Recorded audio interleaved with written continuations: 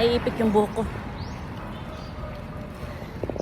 Naligo na ako para mamaya magsimba kami, hindi na ako maliligo. Pupunta ako ng palengke, naglalakad lang ako. May dala-dala ako 2 supot na kaldereta.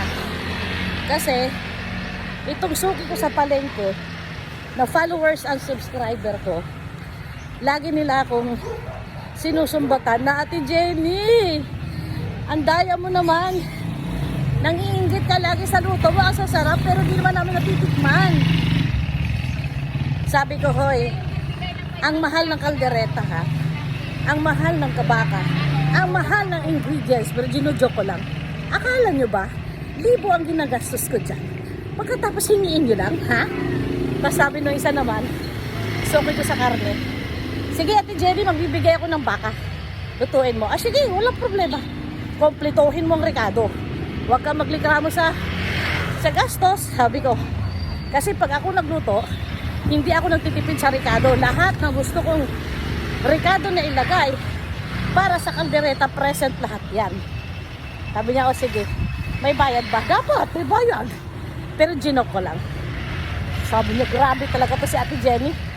And then sige, sabi ko, pagsabi ka lang kung kailan ko lutuin, paglulutuan kita. Eh ngayon, hindi pa siya nagbibigay sa akin ng pangluto. Patitikman ko muna siya. Ito, yan. 2 supot yan. 4 na hiwa. Alam mo yung, parang kumain ka sa karinderya na siniservan ka ng 3-4 na hiwa. Yon.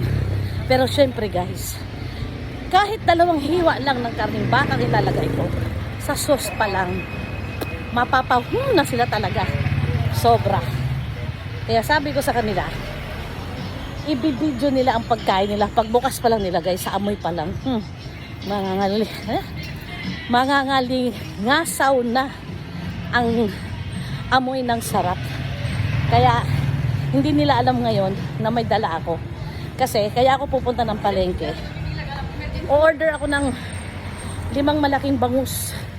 Ipapa-boneless ko.